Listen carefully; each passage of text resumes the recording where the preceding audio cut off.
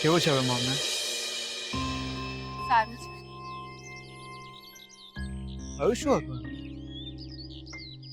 સાચું કહું છું તો તારા ડેડની પિંડદાન વિધિનું સાંભળીને મમ્મા બહુ જ ડિસ્ટર્બ થઈ ગઈ.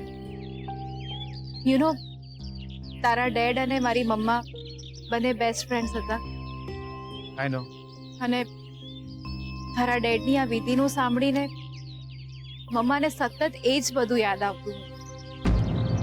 મને બધી વાતની ખબર તો નથી, પણ ડેડે કહ્યું છે કે એ દિવસે મમ્માને સતત એ જ એક્સિડન્ટ યાદ આવતો હતો. સમજી શકું છું શ્રુતિ, એમની આંખોની સામે એક્સિડન્ટ થયો હતો. મારી મમ્માએ તારા ડેડને બચાવવાનો બહુ જ પ્રયત્ન કર્યો. ડેડ તો દોરડું લેવા માટે દોડી રહ્યા હતા. એ બહુ જ બૂમો પાડતા હતા કે કોઈની હેલ્પ મળી જાય. મમ્માએ પણ તારા ડેડનો હાથ પકડી રાખ્યો હતો, પણ મમ્માને બહુ જ ગમી છે કે તારા ડેડને બચાવી નહોતી શકી. ઇટ્સ ઓલ રાઈટ શ્રુતિ. મમ્માને કહે છે કે એ માત્ર એક્સિડન્ટ હતો, એટલે જે બનવાનું હતું એ બની ગયું. અને એમ પણ આ વાતને હવે ઘણા વર્ષો વીતી ગયા છે, એટલે મમ્માને કહે છે બિલકુલ પણ ગિલ્ટ ફીલ ના કરે. હા, અને મમ્માને એટલે જ આપણા લગ્નની ખુશી પણ છે અને ઉતાવળ પણ કે એમની જૂની દોસ્તી નવો સંબંધ બની જાય. આપણે લગ્ન તો કરી જ રહ્યા છીએ, અને હવે ક્યાં મોડું થાય એમ છે.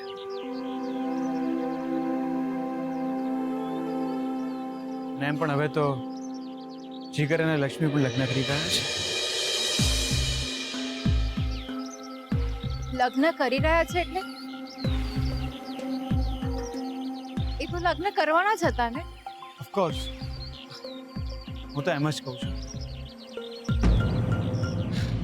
બસ હવે કોઈ વિઘ્ન ના આવે. એ લોકોના લગ્ન પણ આપણી સાથે જ થઈ છે. અંબિકા વહુ, લગન પહેલા આપણે ગરબા રાખીશું, એટલે સગાવાલા અને મહેમાનો આવે તો એમની સાથે રંગે ચંગે આપણે ગરબા રમીશું. હા, લો બોલો, આ દાદી ઉપરના માળે જાય છે તો કોક દાડો કમર રહી જાય છે તો કોક દાડો દાદાજી આમને ગરબા રમવા છે. હા, એવું હોય ને તો ગરબાની રાત્રે આપણે ઓર્કેસ્ટ્રા વાળાને બોલાવશું. હા હા, કેમ નહીં? આ માસીને જપ નહીં દ્યો, આ ઉંમરે ડિસ્કો કરશે. બોલો, આમાં ને આમાં સોદરના બાપાના આત્માને શાંતિ કઈ રીતે મળે? લક્ષ્મી બેટા, ગરબાની રાત્રે તું સરસ મજાના ચણિયા ચોળી પહેરજે. આ બિચારાઓને ખબર નહીં કે લગ્ન પહેલા અમે ગરબા નહીં રમવાના, અમે તો આખી લાઈફ ગરબા ગાતા રહીશું. અરે બાપા જાતે ઉતરી આવે તોય અમારા લગ્ન નહીં થવાના. અરે જીગલા! ક્યાં મરી ગયા કોમના દિયોર? દિયોર મારા બાપાનું જોર જોયું? મેહોણામાં રાડ પડી તો છેક વડોદરા સુધી સંભળાઈ. અલ્યા મેહોણાથી ગાડી આઈ રે, ઓ દરિયા લાલા મેહોણાથી ગાડી આઈ રે.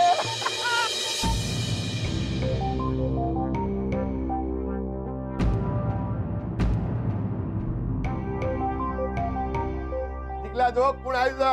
અલ્યા તારા બાપા આયા છે પીઠ ભડાકા ધૂમ ધડાકા કરવા માટે.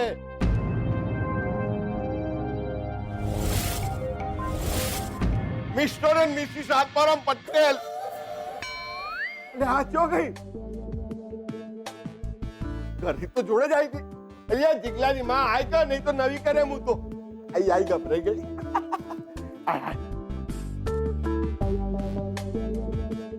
બા બા કેમ છો? તમારી તબિયત પાણી જોરમાં? તમારે મને પગે નહીં લાગવાનું હોય. તો ચાલે બા, તમને તો પગે લાગુ જ પડે ને, નહીં? ગાયત્રીબેન, કેમ છો તમે? આજે તો હરખ માતો નથી અંબિકાબેન. આ બધું અમારામાં રિવાજ હોય છે. વહુને માટે વધામણી લઈને આવ્યા છીએ.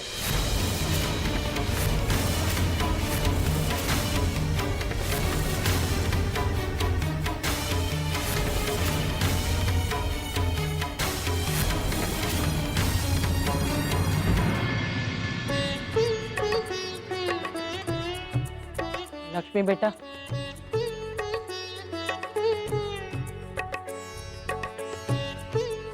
જુગ જુગ જીવો બેટા. આ વધામણીનો સ્વીકાર કરો અને અમારા ઘરે વહુરાણી બનીને પધારો.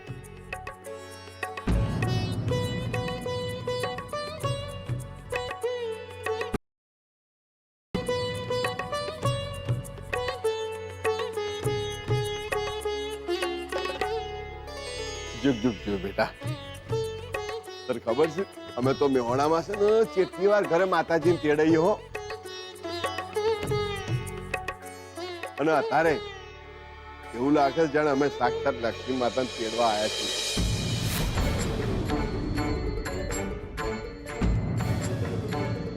ઓ બેટા, જો તમે હા પાડી દો ને તો કેવું થાય ખબર છે? હે, આખા મેહોણામાં અમારા ઘરે સૌથી પહેલી દિવાળી આવી જાય.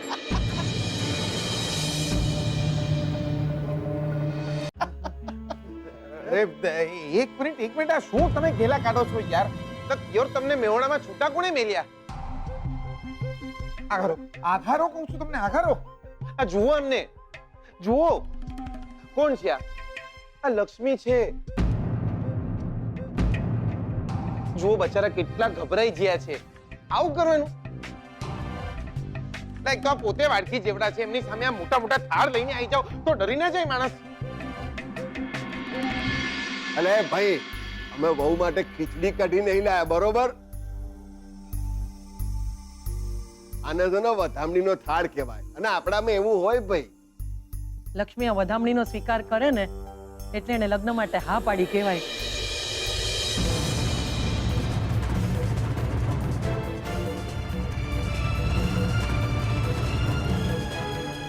અરે બા, અરે બા, આપણે એકલા એકલા આવું કરે તો ના ચાલે. તમે સમજો ને યાર, એટલે ઘરના બધા હાજર હોવા જોઈએ. અને શોધનના બી તો લગન છે. આપણે એકલા એકલા ફટાકડા ફોડીએ તો ના ચાલે યાર. લાયો મારે બેટો જીગલા લાયો તું તો યાર. છોકરો કોણો શું? હોભર્યું અલી એ જીગલાની માં, મારું બેટું આપણું આ ગલુડું કેવું વ્યવહારું થઈ ગયું છે નહીં? બધું વહુના પ્રતાપે છે.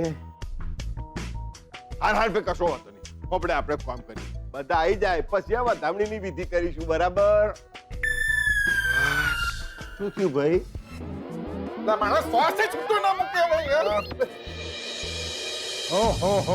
આત્મારામ પટેલ, તમે